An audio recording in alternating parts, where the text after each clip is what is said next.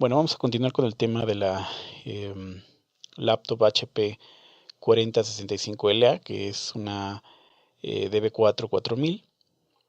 Y lo que aquí tenemos es parte de lo que es un esquemático de la sección en la cual teníamos el problema de 1.5 voltios.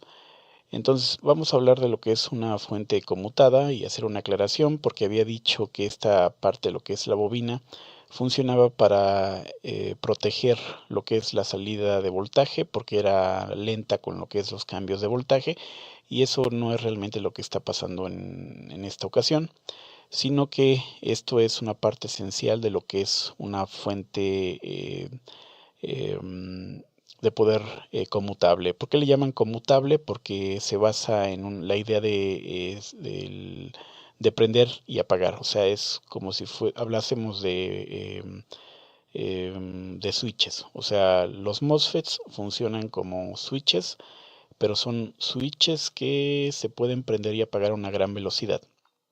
Lo que es el gate controla lo que es el prendido de estos switches, que lo único que hacen es dejar pasar la corriente en dirección, en el caso de un tipo P del drain al source. Y como podemos ver, aquí son dos MOSFETs de tipo N. Podemos saber cuándo es de tipo N cuando lo que es la flecha apunta al gate, y cuando es de tipo P vamos a ver que la flecha va a apuntar a lo que es el diodo.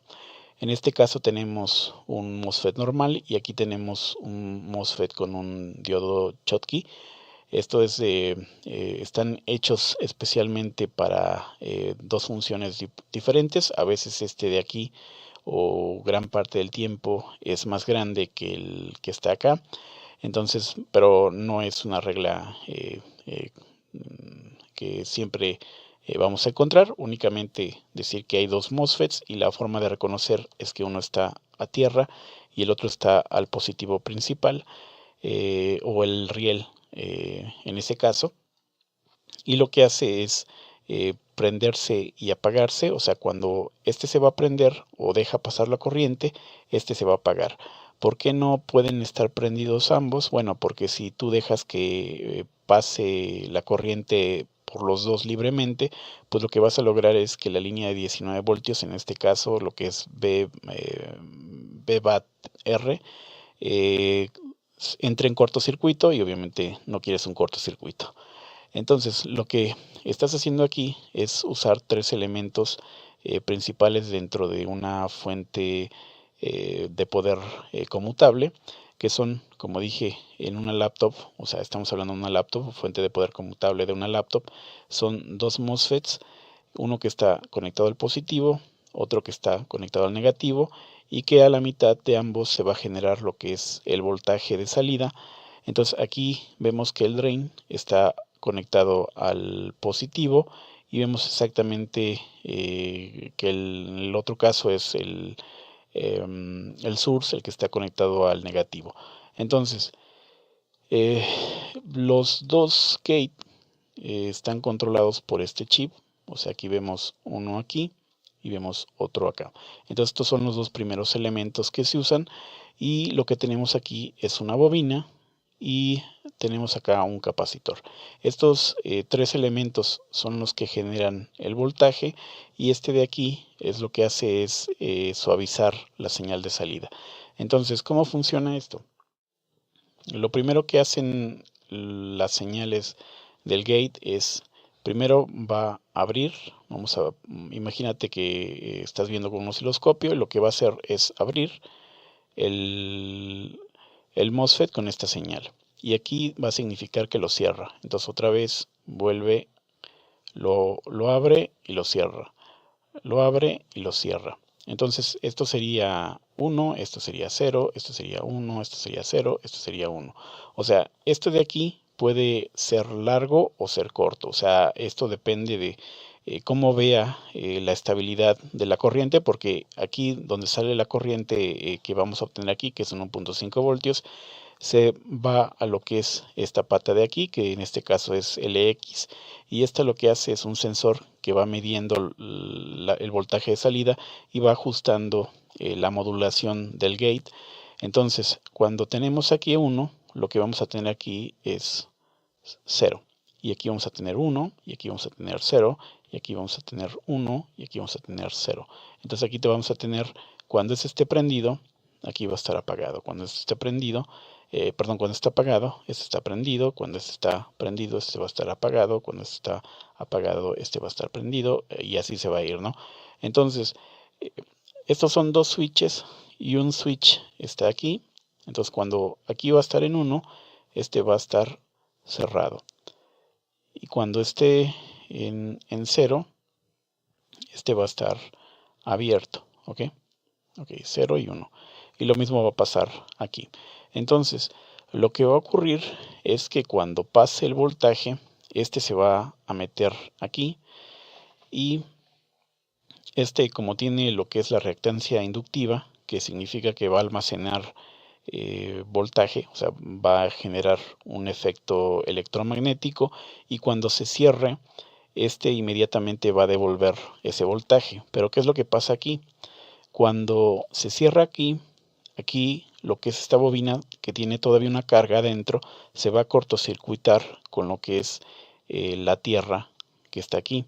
Entonces, lo que va a lograr la tensión final dentro de lo que es este riel, que es de 1.5 voltios, es la energía que se va a ir almacenando aquí. Una vez que se pasa de positivo a negativo, va a irse generando esa tensión. O sea, es básicamente el truco. El problema que vamos a ver es que esto de aquí va a modular, y lo que va a ocurrir es que va a contaminar la línea de 19 voltios que está de aquí, con una frecuencia, con picos de voltaje de alta frecuencia, que, como dije, van a contaminar los 19 voltios. Esto funcionaría como si fuese una antena, y obviamente esto va a ensuciar lo que es todo lo que es el camino que va hacia lo que es la batería, con una radiofrecuencia, ¿no? O sea, la razón por la cual vamos a ver que generalmente hay 3 capacitores a la entrada de lo que sería el drain del positivo, es porque estos capacitores, como ven, tienen un bajo valor. Aquí es 4.7 microfaradios. Estos lo que van a hacer es evitar que estos picos de voltaje inunden lo que es la línea de 19 voltios o cualquier otra línea de voltaje principal. Vamos a ver que esto va a ocurrir con frecuencia en todas las laptops. Todas estas tienen estos 3 capacitores. Si uno de estos entra en corto, se pueden remover, se pueden reemplazar por algo así, igualmente por un capacitor de bajo voltaje.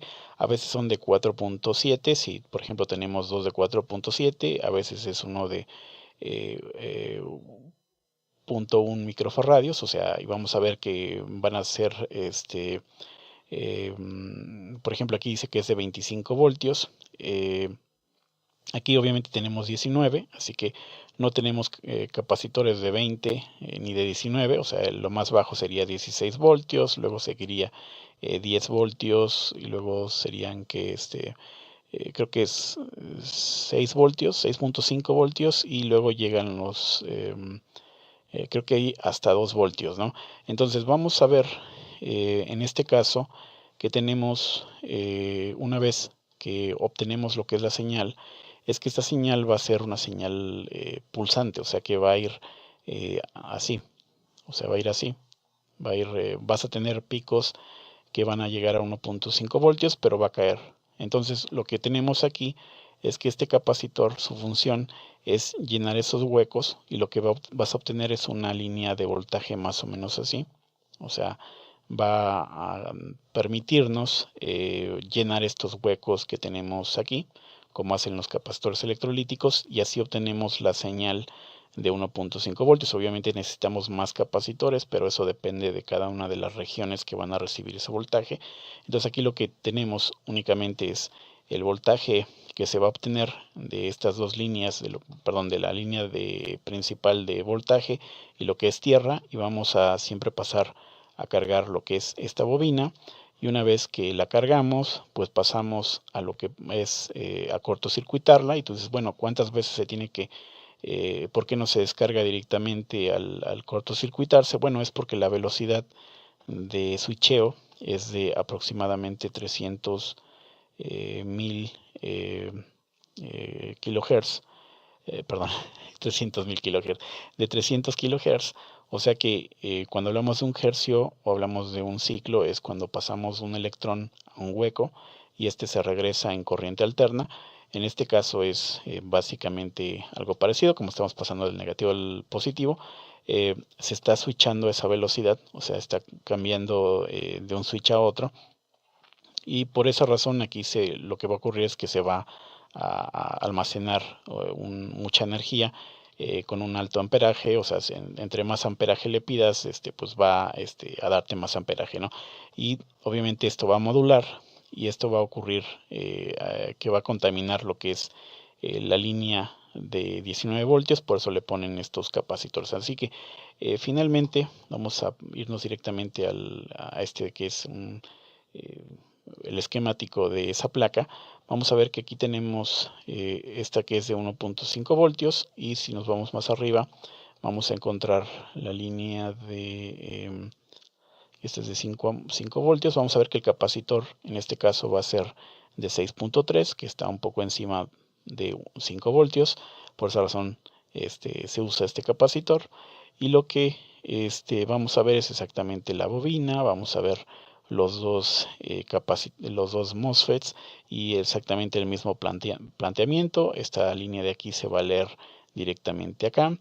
Y tenemos igualmente los dos controles para lo que es aquí es DVRBH1, que es el primer gate, y el segundo gate va a irse por aquí y dice DRBL1, que sería este eh, gate, y aquí parece que tiene algún otro tipo de señal, pero bueno, eso no es relevante aquí. Vamos a ver que lo que sería la entrada del riel principal tenemos en este caso